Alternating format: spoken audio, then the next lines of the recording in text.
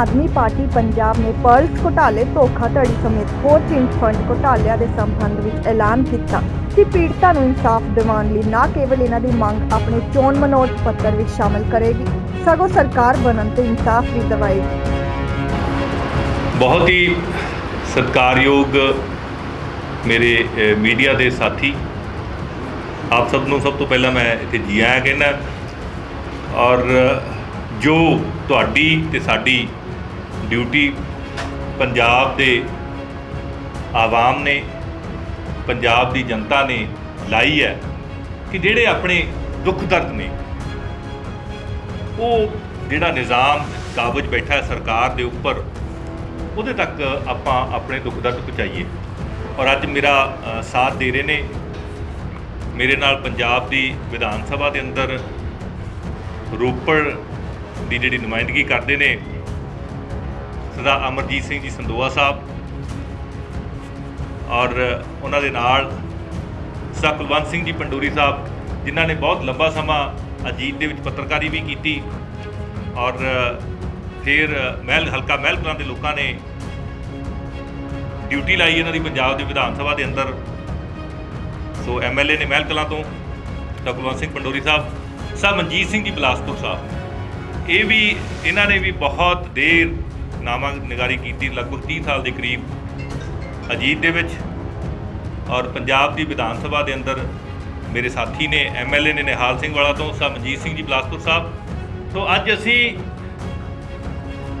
चन्नी सरकार पंजाब के लोगों नूं जिहड़ियां कहानियां सुना के, पंजाब के लोगों नूं अल्फ लैला दे अध्याय पढ़ के टाइम टपाउण की जिहड़ी गल कर रही है, उसते कुछ सवाल खड़े कर रहे हैं। और जिहड़े सवाल है वो साडे नहीं हैं, वो कुलतार सिंह दे नहीं है, वो पंजाब की आवाम के सवाल ने। वो साडा जिहड़ा नासूर बन चुकिया है, जिहदे करके साडे पंजाब के अंदर किन्नी देर अशांति रही, हुण भी रातां नूं नींद नहीं आउंदी। किड्डा वड्डा इशू है साडा, बेअदबी का इशू। श्री गुरु ग्रंथ साहिब महाराज जी की बेअदबी हुई, पवित्र गीता की बेअदबी हुई, मुकद्दस कुरान की बेअदबी हुई। सरकार किन्नी सीरीयस है उहदे, पंजाब सरकार किन्नी सीरीयस है उससे। उस जेड़े अफसरां ने उस समय सही तरीके नाल काम नहीं किया, बादल सरकार दे कहण ते, या मैं तो कहूँगा बादल परिवार दे कहण ते इन्वेस्टिगेशन नूं डीरेल करने की कोशिश की। ਜਿਹੜੇ लोग इंसाफ मंगते सी उन्हां नूं ही इन्हां केसां दे विच फसाउण दी कोशिश की। रुपिंदर ते जसविंदर नूं ISI दे नाल जोड़न दी कोशिश की। अगर हुण दे DGP साहब उदों आपदा काम सही तरीके नाल करदे तां ना इन्ना डिले होना सी ते हुण ताईं अंजाम ते भी पहुंच जाना सी। और जिहड़े अफसर पोलीटिकल लोकां दे हत्थ ठोके बन के काम करते रहे है, तुसीं उन्हां नूं फिर DGP लाउणे हो, ये कितना तर्कसंगत है। उस तो बाद सरकार के बने हुए केस नूं डिफेंड करना है एडवोकेट जनरल ने, और ये वो एडवोकेट जनरल पंजाब सरकार ने लाए हुए ने जिन्हां ने सब तो इंपॉर्टेंट केस ने साडे, भावें बेअदबी का केस होवे, भावें बहबल कला गोली कांड का केस हो, जिथे शहीद गुरजीत सिंह कृष्ण भगवान सिंह शहीद होए ने, जिथे संगत नूं फिर फसाउण की कोशिश की गई, जिथे द्वारा फॉल्स एविडेंस क्रिएट किए गए कोटपूरा गोलीकांड के लई, और उन्हां फॉल्स एविडेंस क्रिएट करने वाले अफसरां नूं सुमेध सैनी एंड कंपनी नूं प्रॉपरली डिफेंड किया, जिन्हां ने सरकार के पक्ष नूं कमजोर किया। उत्थे पता नहीं किस तरह की मैनेजमेंट इन्हां ने की होएगी, और उन्हां नूं तुसीं एडवोकेट जनरल लाता। सो इस तो साडा दिल टुटिया। सानूं नहीं लगता कि पंजाब सरकार बेअदबी दे कोई हल ते पहुंचने की कोशिश कर रही है, नहीं तो 50 लाख रुपया जिहड़ा शख्स के खाते च आया सी उसकी मनी ट्रेल ही कट लेंदे, क्योंकि उस शख्स ने साडे श्री नरेश यादव जिहड़े ऑनरेबल MLA ने दिल्ली दे, उन्हां ते कुरान शरीफ की बेअदबी करने का झूठा इल्जाम लाया सी। ये सरकार बिल्कुल सहमत नहीं, ना बिल्कुल सीरीयस नहीं है, ना तो हुण वाली सरकार ते ना ही बादल सरकार। ਸਾਨੂੰ ਤਾਂ ਇਹ ਲੱਗਦਾ ਵੀ ਹਜੇ ਤੱਕ ਵੀ ਬਾਦਲਾਂ ਦੀ ਸਰਕਾਰ ਹੀ ਚੱਲ ਰਹੀ ਹੈ, ਕਿਉਂਕਿ ਉਹਨਾਂ ਦੇ ਕੀਤੇ ਹੋਏ ਕਾਲੇ ਕਾਰਨਾਮਿਆਂ ਤੇ ਕੋਈ ਐਕਸ਼ਨ ਹੀ ਨਹੀਂ ਲੈ ਰਹੇ।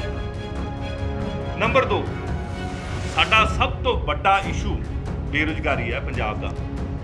ਔਰ ਪੰਜਾਬ ਸਰਕਾਰ, ਕਾਂਗਰਸ ਸਰਕਾਰ ਤਾਂ ਵਾਅਦਾ ਕਰਕੇ ਆਈ ਸੀ ਘਰ ਘਰ ਨੌਕਰੀ ਦੇਣ ਦਾ। 4.5 ਸਾਲ ਚੰਨੀ ਸਾਹਿਬ ਤੁਸੀਂ, ਤੁਹਾਡੀ ਸਰਕਾਰ ਰਹੀ ਕਾਂਗਰਸ ਦੀ, 4.5 ਸਾਲ ਕੀ ਤੁਸੀਂ ਇਸ ਬਾਰੇ ਘਰ ਘਰ ਨੌਕਰੀ ਦੇਣ ਵਾਸਤੇ ਕੰਮ ਕੀਤਾ?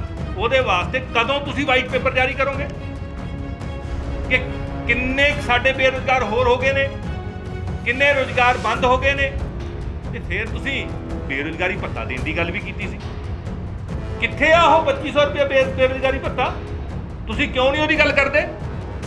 ਸਾਨੂੰ ਉਹਦਾ ਕੋਈ ਬਲੂਪ੍ਰਿੰਟ ਹੀ ਦਿਖਾ ਦਿਓ, ਕਿਉਂਕਿ ਬੇਰੁਜ਼ਗਾਰੀ ਅੱਜ ਇੰਨੀ ਮਤਲਬ ਬਹੁਤ ਜ਼ਿਆਦਾ ਵਿਕਰਾਲ ਹੋ ਗਿਆ ਇਹ ਬੇਰੁਜ਼ਗਾਰੀ ਦਾ ਜਿਹੜਾ ਸੀਨ ਹੈ ਪੰਜਾਬ ਦੇ ਵਿੱਚ। ਔਰ ਕੋਵਿਡ ਤੋਂ ਬਾਅਦ ਤਾਂ ਬਹੁਤ ਜ਼ਿਆਦਾ ਬੇਰੁਜ਼ਗਾਰ ਹੋ ਗਿਆ। ਉਹ ਸਾਡੇ ਬੱਚੇ ਜਿਨ੍ਹਾਂ ਨੇ ਜਾਨ ਤਲੀ ਤੇ ਧਰ ਕੇ ਕੋਵਿਡ ਦੇ ਮਰੀਜ਼ਾਂ ਦੀ ਸੇਵਾ ਕੀਤੀ ਸੀ, ਸਾਲ 2-2 ਸਾਲ ਉਹਨਾਂ ਤੋਂ ਕੰਮ ਕਰਵਾ ਕੇ ਤੁਸੀਂ ਹੁਣ ਉਹਨਾਂ ਨੂੰ ਨੌਕਰੀਆਂ ਕੱਢਤਾ। ਕੀ ਇਹ ਤੁਹਾਡਾ, ਔਰ ਉਹ ਧਰਨੇ ਤੇ ਬੈਠੇ ਫਰੀਦਕੋਟ ਮੈਡੀਕਲ ਕਾਲਜ ਦੇ ਵਿੱਚ, ਕੀ ਇਹ ਤੁਹਾਡਾ ਮਾਡਲ ਘਰ ਘਰ ਰੋਜ਼ਗਾਰ ਦੇਣ ਦਾ ਮਾਡਲ ਇਹ?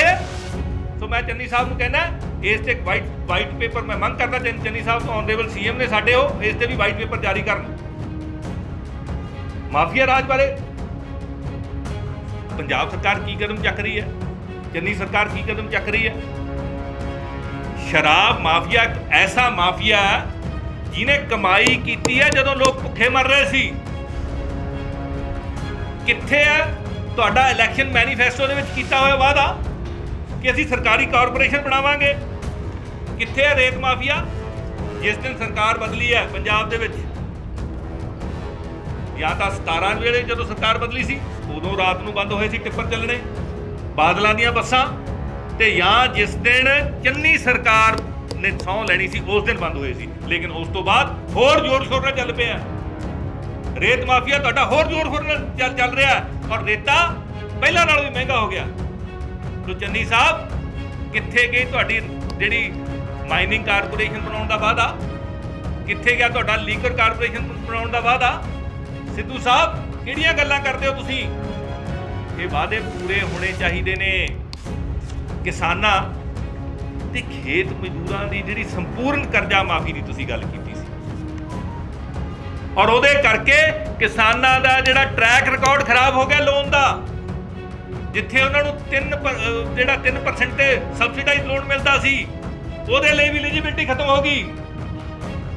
ਲੋਕ ਡਿਫਾਲਟਰ ਹੋ ਗਏ। ਕਿਸ ਤਰ੍ਹਾਂ ਸਿਰੇ ਲਾਓਗੇ?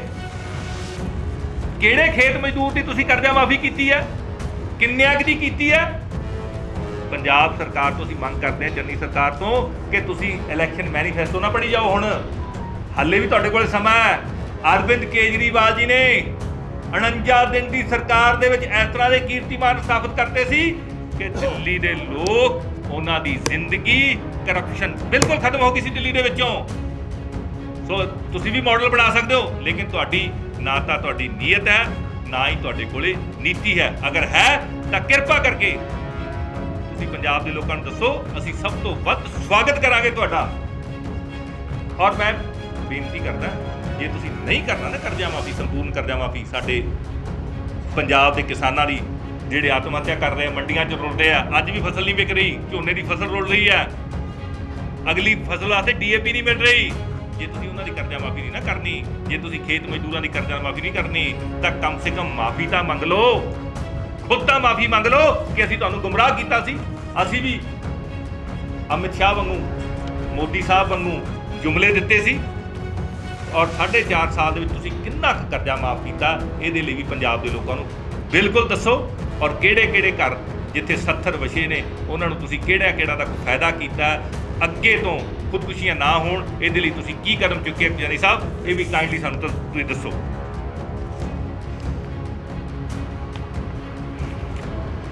PTI ਨਿਊਜ਼ ਦੇ ਲਈ ਚੰਡੀਗੜ੍ਹ ਤੋਂ ਸੋਨੂ ਝਾਂਸਲਾ ਦੀ ਰਿਪੋਰਟ।